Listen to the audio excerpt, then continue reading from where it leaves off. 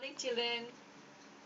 I hope you all are safe and healthy at your home. Children, आज मैं आपको इस वीडियो में आपकी हिंदी फर्स्ट बुक जो व्याकरण की है उसे सेकंड लेसन वर्ण विचार पढ़ाऊंगी। बच्चों, हमने जाना कि भाषा का प्रयोग करते समय हमारे मुख से कुछ ध्वनियाँ निकलती हैं। जैसे कि आपने पिछले पार्ट में पढ़ाया था मैंने आपको कि भाषा किसे कहते हैं, व्याकरण किसे कहते हैं। अब उसी को कंटिन्यू करते हुए आगे दूसरे चैप्टर में वर्ण के बारे में बता रही हूँ। इन ध्वनियों का लिखित रूप वर्ण कहलाता है। यह भाषा की सबसे छोटी इकाई होती है। भाषा की सबसे छोटी इकाई को वर्ण कहते हैं। वर्ण की परिभाषा देखिए, वर्ण की परिभाषा के बारे में बताती हूँ।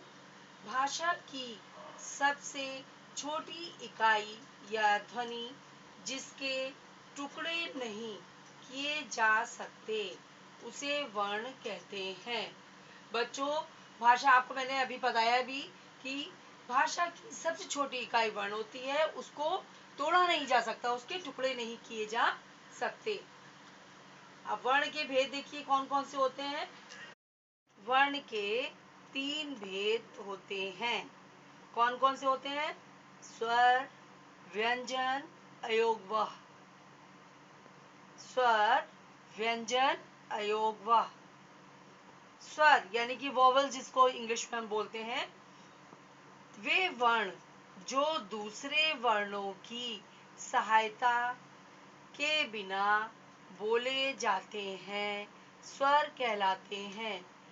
वे वर्ण जो दूसरे वर्णों की सहायता के बिना, उनकी हेल्प नहीं ली जाती बोलने में किसी की, जाते हैं, उन्हें स्वर कहलाते हैं। हिंदी भाषा में कुल 11 स्वर होते हैं। हिंदी भाषा में कुल 11 स्वर होते हैं। कौन कौन से होते हैं? अ, आ, इ, ई, उ, ऋ, ए, ऐ, ओ, औ। ये 11 स्वर हैं। अब हम आगे बढ़ते हैं इसी क्रम में। स्वर के भेद। स्वर के कितने भेद होते हैं?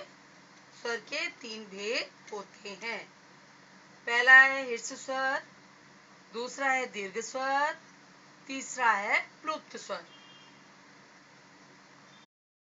बच्चों, अब स्वर के भेद आपने पढ़ा।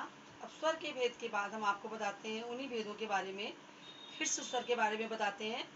जिन स्वरों को बोलने में सबसे कम समय लगता है उन्हें ह्रस्व स्वर कहते हैं। ये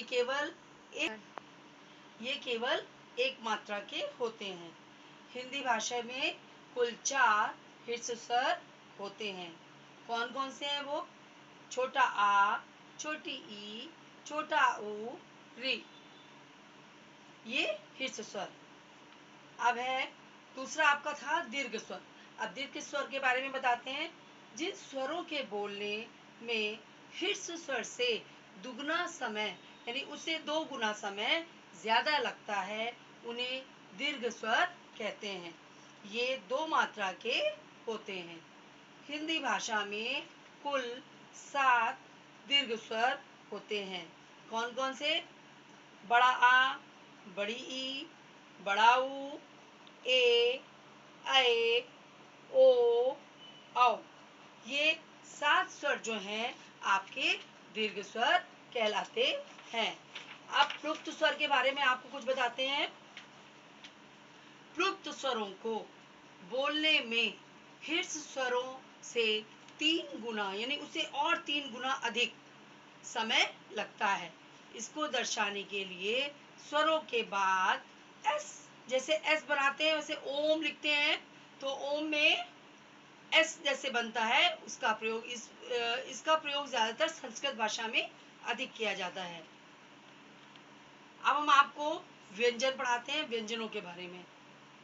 उन वर्णों यानी अक्षरों को व्यंजन कहते हैं जिनको बोलने के लिए स्वर की सहायता लेनी पड़ती है।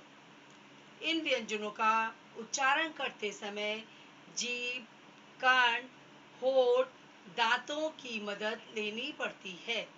इनके उच्चारण के आधार पर वर्णों का विभाजन किया जाता है।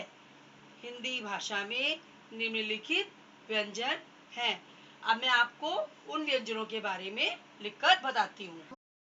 व्यंजन मैंने आपको बताया, हिंदी भाषा में निम्नलिखित व्यंजन हैं। इनको स्पर्श व्यंजन कहते हैं क्योंकि ये कंठ से, दांत से स्पर्श करते हुए हमको बोलने होते हैं।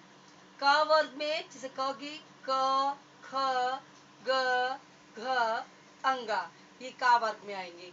चा वर्ग में है च, छ, ज, झ, ञ। ट वर्ग है ट, ठ, ड, ढ, अणा। ता वर्ग है त, थ, द, ध, न। पा वर्ग है प, फ, ब, भ, म।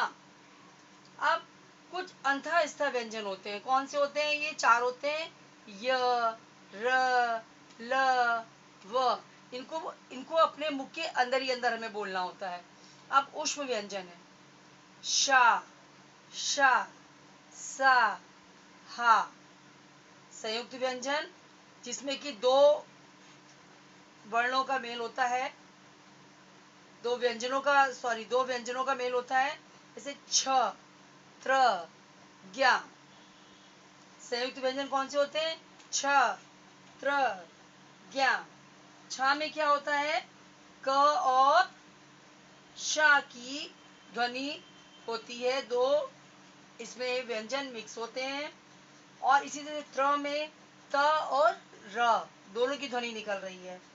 अब ज्ञ, जब ज्ञ बोल रहे हैं तो इसमें ज और ञ की, ये दोनों व्यंजन मिक्स होकर, इसलिए इनको संयुक्त व्यंजन कहते हैं। छ, त्र, ज्ञ।